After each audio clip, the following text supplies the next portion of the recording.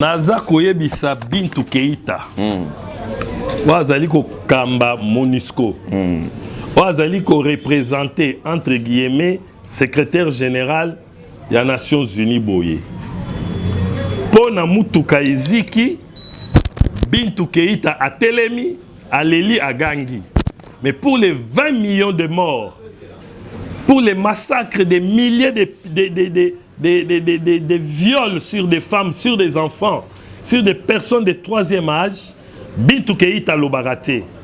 Pour le pillage, il y a des pyrochlore, il y a des minéraux stratégiques, le roi lithium, or, cobalt, des ressources minérales aux Alina Est. Bintou Keïta l'obaraté, bazali ko traîner les pas. Mais mutuka moko eziki, Bintou Keïta zo ganga. Toyebisi Bintou Keïta ke c'est elle et la MONUSCO et la communauté internationale et les États-Unis d'Amérique, la France, l'Allemagne, la Belgique, l'Angleterre, ne baza ba auteur intellectuel, il y a acte wana koziki sa mituka ya ba diplomate que nous sommes infiltrés. Il peut y avoir, j'ai dit bien, il peut y avoir des replis aux ezali complot. Il y a ba ennemi intérieur, il y a ba infiltré. Oh, bazali ko donner contre-ordre aux hommes. Vous avez déjà engagé Bakoki Koya avec des malices, des subterfuges, ba détourner, ba désorienter, action, il y a unité moko na terrain. Aux hommes, ce n'est pas à exclure. Donc je me résume, il y a deux sortes de replis stratégiques pour prendre l'ennemi.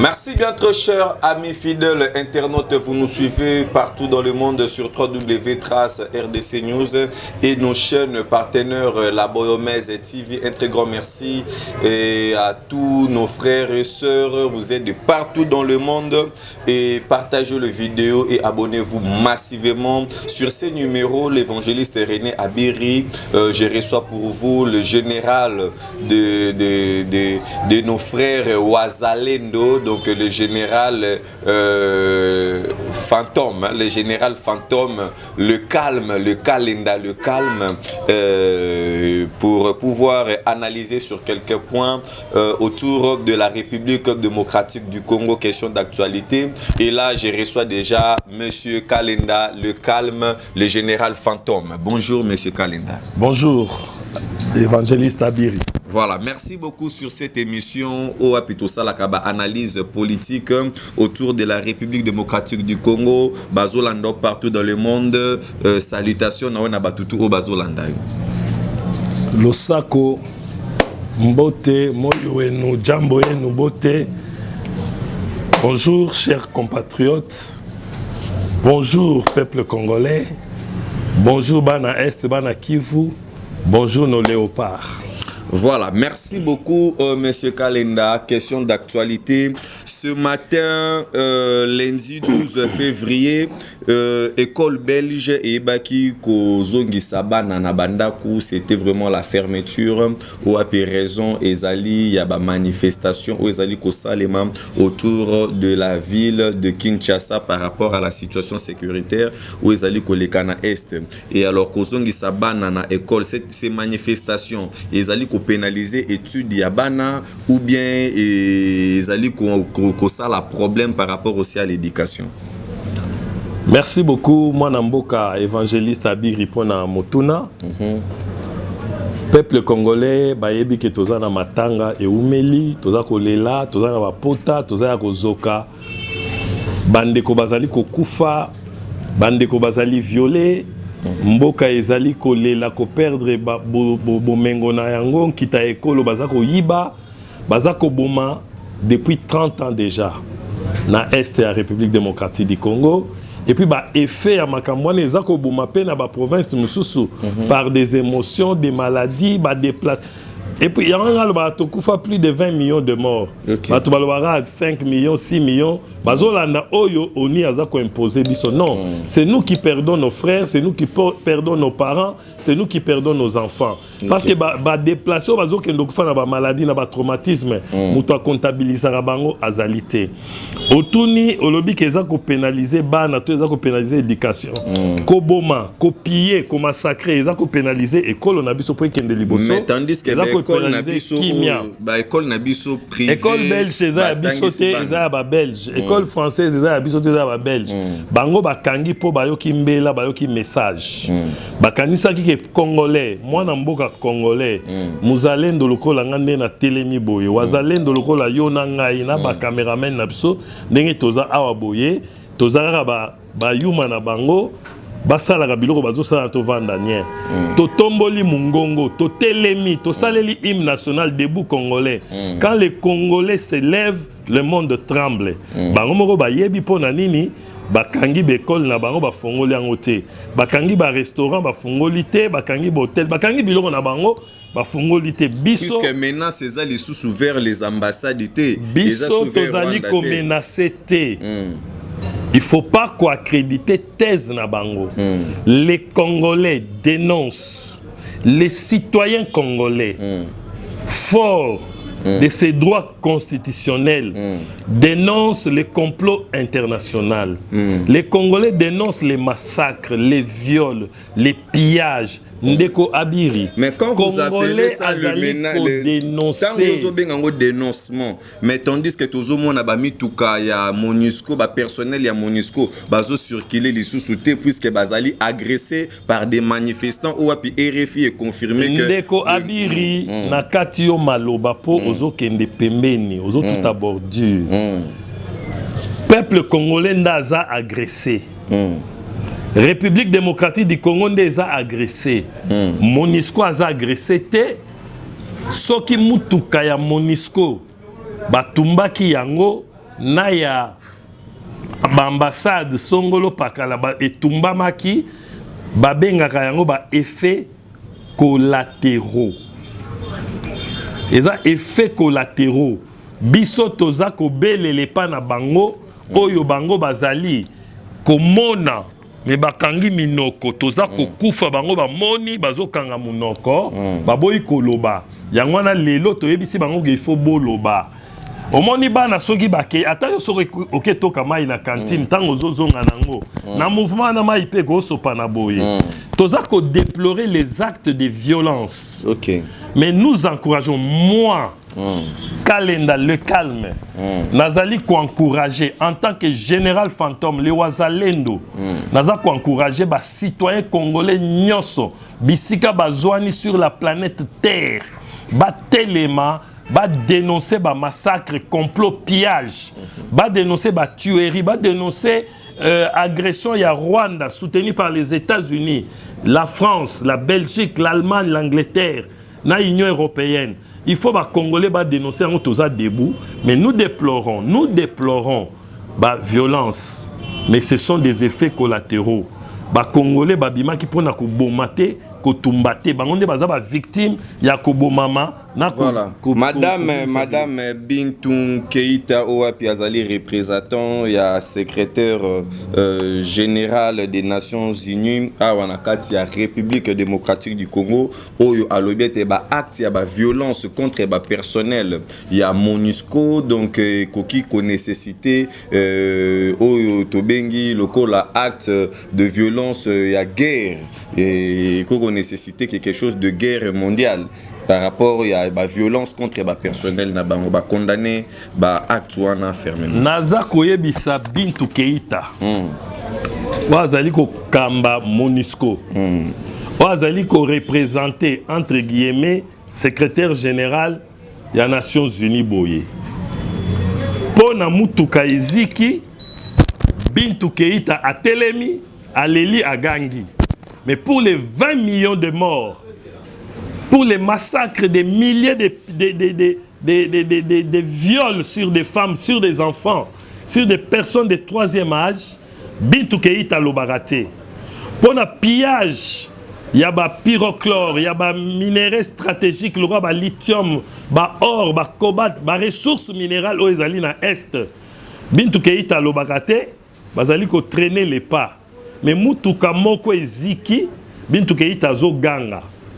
Toyebisi Bintu Keïta ke c'est elle et la MONUSCO et la communauté internationale et les États-Unis d'Amérique, la France, l'Allemagne, la Belgique, l'Angleterre, ne baza ba auteur intellectuel, il y a acte wana koziki sa mituka ya ba diplomate. Posoki bango bazongi saki bulldog na bango Kagame na mboka na ya vanda kimia. Soki bango ba pekisaki, ça fait plus de 20 ans que la MONUSCO est sur notre terre. Toyebi principe na bango ya no war, no job. Voilà. Ce sont eux qui sont responsables de ce qui se passe. Qu'ils retirent Kagame, qu'ils retirent le Rwanda du Congo, qu'ils retirent leurs bottes, les bruits des bottes du Congo. Nous, moi, je déplore, voilà. Je regrette et je demande à mes concitoyens, à mes compatriotes, aux Congolais, de ne pas poser des actes de violence pour nous trouver prétexte.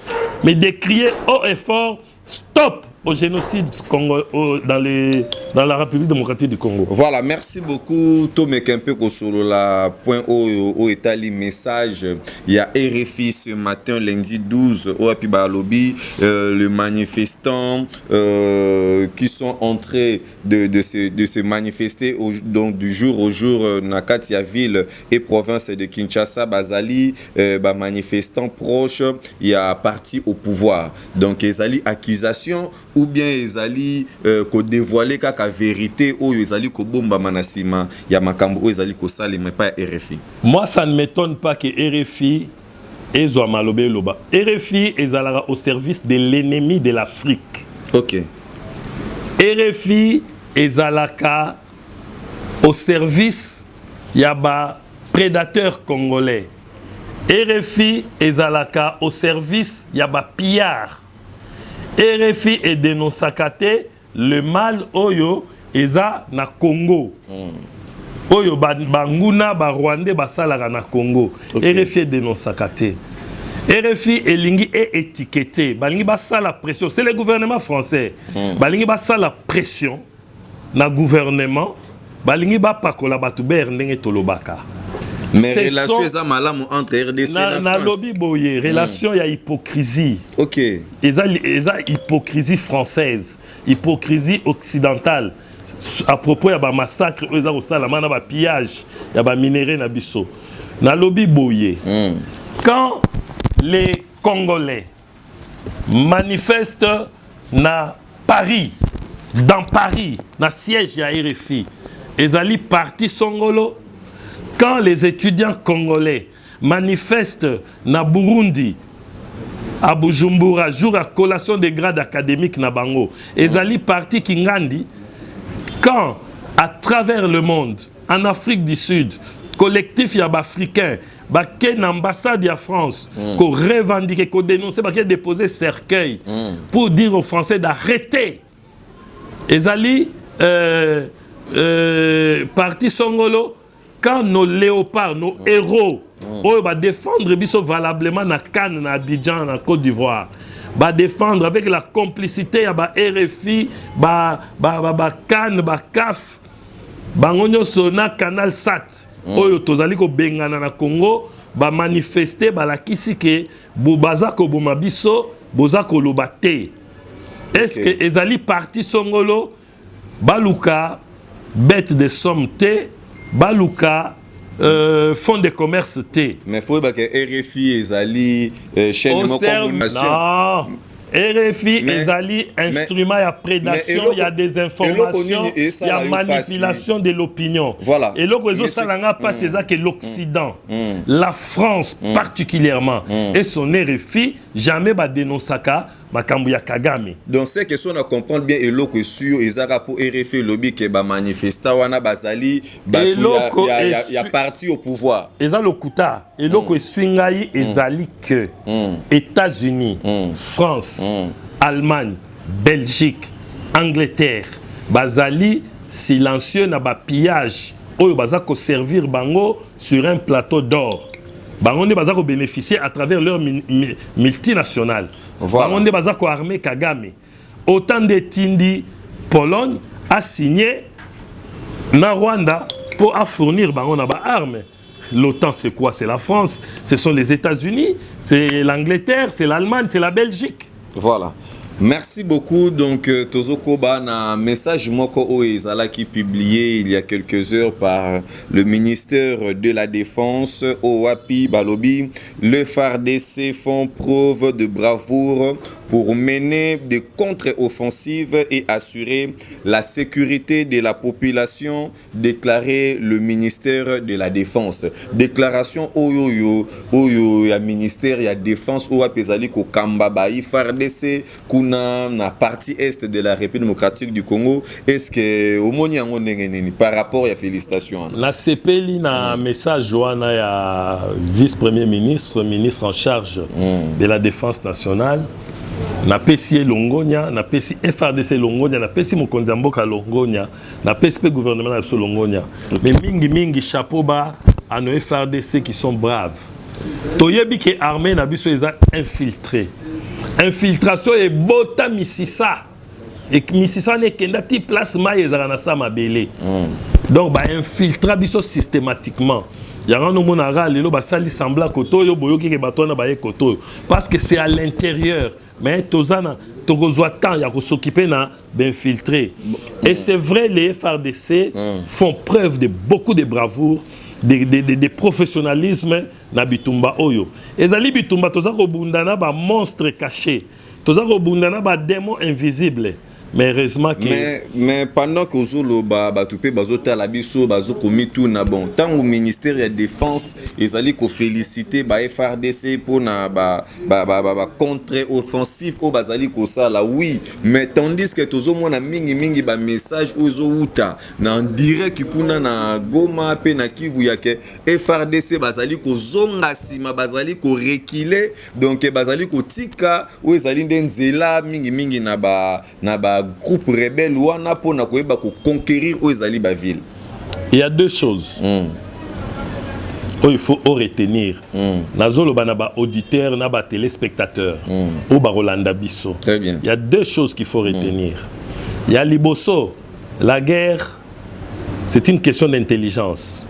Qui dit intelligence, il y a la prévention, il y a l'anticipation, il y a les stratégies diverses. Moni, repli stratégique pèse à la guerre. Je ne vais pas ici donner le cours de l'art de la guerre. Mais il y a des replis stratégiques pour prendre la possession. Pour prendre l'ennemi na Bouzo Banae. Donc repli stratégique et Zalaka. Mais la deuxième chose, il faut bien retenir, je parle, j'insiste, je souligne, n'a pas accent, que nous sommes infiltrés. Il peut y avoir, je dis bien, il peut y avoir des replis aux Ezali complot. Il y a des ennemis intérieurs, il y a des infiltrés. Au Bazali ko donner contre-ordre aux hommes. Vous avez déjà engagé Bakoki Koya avec des malices, des subterfuges, détourner, désorienter, action, il y a unité moko na terrain. Ce n'est pas à exclure. Donc je me résume, il y a deux sortes de replis stratégiques pour prendre l'ennemi ou replis Oezali, Bajé Yabanguna. Ok. Et parlons de Wazalendo, Owapi, depuis Toyebi présence na bango, Bazali ko soutenir, FARDC Bazali ko soutenir. Bon, essayez un peu de nous expliquer un peu. Wazalendo, Bazali, Oyo, Bauti na groupe rebelle, lokola Maïmaï, Banani, Basangani, ou bien Bazali, Bazali ko origine nini pe Bauti wapi. Et alors, travail na bango pembe nya FARDC, puisque jusque là, image mon côté Zali ko attester que non, Wazalendo récupérer ata M23 moko na maboko na bango to récupérer ou ezali cité topé ville moko boyo ke bango babundi quelque chose manché. Et c'est un peu de nous expliquer travail na bango ezaka travail moko médiatique topé politique topé ezali nini to yeba d'abord est-ce que bazo exister to histoire ici là pour bazo analyser. À tous mes compatriotes à tous mes collègues, à tous mes concitoyens wazalendo, respect. Ya musalani. Nga naza wazalendo. Na ebisaki yo ke yo, milengela zwa conscience bon moto ya congolais koma wazalendo. Wazalendo aza rebelle te. Wazalendo aza criminel te. Aza munguna ekolo te. Wazalendo azali patriote. Wazalendo azali volontaire. Wazalendo azali combattant. Wazalendo azali gardien de la terre congolaise. Sikoyo, bino bozolanda, banguna, oyo bazoya na ba stratégie ya diffamation, ya démobilisation, c'est-à-dire, baza ba ennemi. Nde bazoya na biloko wana. Les Wazalendo font un travail de titan.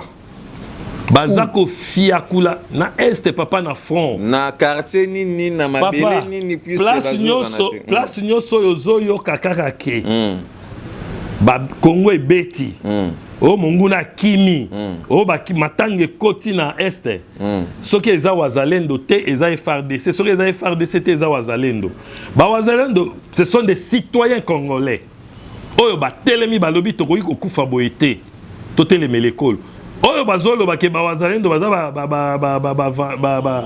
ba rebelle wana ti ba roloba ke les manifestants sur place à Kinshasa, à Lubumbashi, à Mbujimai, à Matadi, à Gemena, à Bulungu, baza ba rebelle. Non. Voilà. Ce sont des Congolais qui se sont levés pour la défense de leur territoire.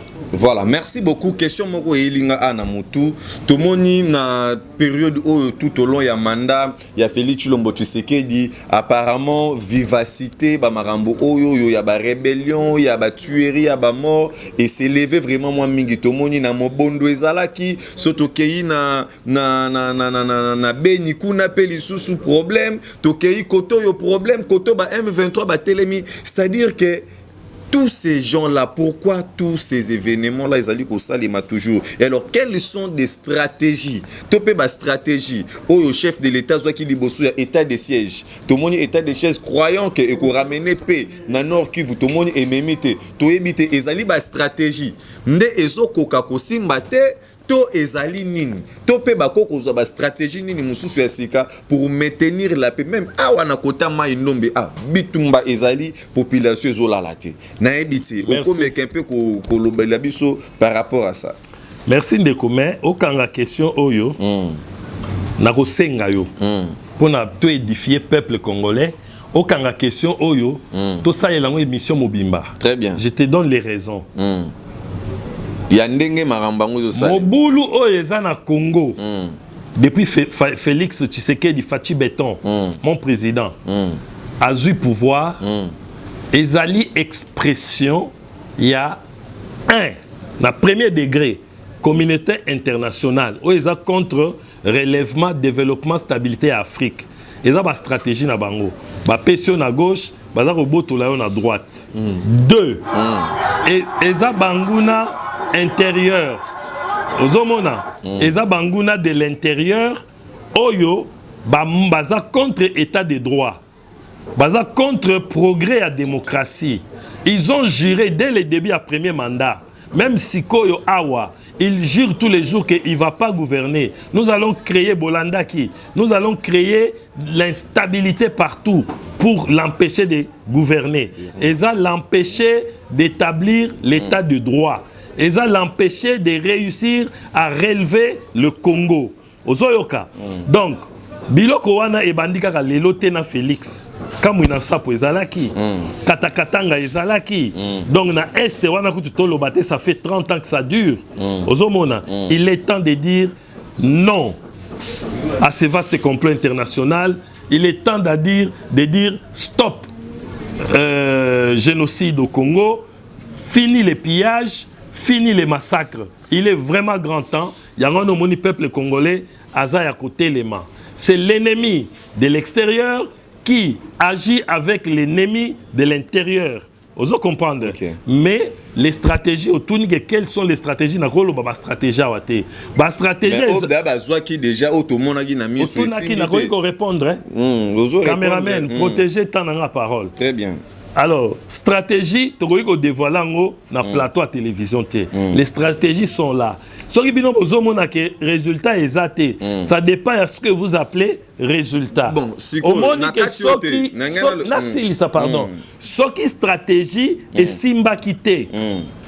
De M23 o bazali loin de bandade matanga na Rwanda nde omoni babimisi lisusu poltron mususu te o babengi nanga tango zomona bazako bimisa bazo changer bilongi ba changer ba kombo c'est que bazo kokate, c'est-à-dire baza asphyxier biso tolobi tozo kende na bango malembe. Cette guerre nous allons l'exporter, nous allons la ramener au Rwanda. Monsieur Kalinda lobi ke boromema on a Wazalendo toujours, Wazalendo à gauche, Wazalendo à droite. Stratégie oyo ezwamaki ya stratégie oyo ezwamaki ya état de siège. Résultat na yango nini sur le terrain, puisque objectif ezalaki ya ke na kolala pongite soki kimia ezongite na este. Mais justement, alali pongite musala ezo salamat. Les stratégies, on ne peut pas les dévoiler. Bino bozo mona résultat té. Mais na terrain, makambu soko zui situation, il y a 2018, et cette situation à l'éloté. On vous avait dit qu'en 2013, on avait vaincu les M23, bah 24 qui M23, ils ont cédé, ils ont injecté. On dit que Tozan a près de 25 000 infiltrés en Abisso. Donc, aux yeux armés, aux yeux police, aux yeux force, service de sécurité, aux yeux administration, nous sommes infiltrés. Infiltration est qui mécanisme moko permanent. Ozoyoka. Yangwana biso makam tozo sala et que na musindo yo zo ba ke ba effet zate. Ngasikoyo. Tozo inverser rôle. Yo yebi pourquoi conseil il y a défense nationale et sengi ba lever moratoire. Oyebi pourquoi? C'est parce qu'il y a une conclusion qui ressort des recherches, des analyses, des études, des stratégies. Bah yebi que faut ba longola moratoire wana. Donc on a il y a des avancées. C'est pour protéger c'est pour moratoire et ça pour protéger les criminels. Bah kolongola moratoire pour protéger le Congo et les Congolais. Tout court. Il y a peine de mort. Na lobby, bako lever moratoire pour protéger le Congo et les Congolais. Par exemple, le roi Corneille Nanga ou a sali haute trahison de la République, ce qui a zongi naé de peine de mort exacte. Monsieur le journaliste, papa évangéliste, Ndeko Abir, na lobby boye, lever à moratoire, demande à lever à moratoire, et ça motivé par les soucis et l'urgence, il y a qu'à protéger Congo dans son intégrité territoriale, souveraineté naïe, il y a qu'à protéger les Congolais. Voilà, merci beaucoup. Nous allons parler aussi de ce point. Voilà, merci beaucoup. Et nous avons vu Vital Kamere a recommandé la reconduction de la suspension de la TVA pour contrer la hausse du prix. Il y a basak, il y a ciment. Tout le monde qui a une vidéo même et les cas qui ont une information pour contrer puisque hausse de prix, il y a sac à ciment, les lots sac à ciment, tout le monde a 12 500. Natangu il y a Joseph Kabila, donc moins de $5. Les lots est commis, donc $15 tout le bakaka. Et alors, cette initiative, Excellence Vital Kamere Azui, pour suspendre TVA et puis contrer la hausse de prix à sac à ciment. Au moins, il y a un merci de Kopona Motunawana, mais humblement, les secteur économique, avant de répondre comme il le faut, il faut s'informer pour être édifié. Sinon, on a ça la spéculation pamba. Okay. Mais seulement, je peux dire ceci, qu'en tant que ministre de l'économie, j'ose croire qu'il a eu temps avec les experts il y a secteur d'analyser, de peser les pour et les contre et on a sengi reconduction.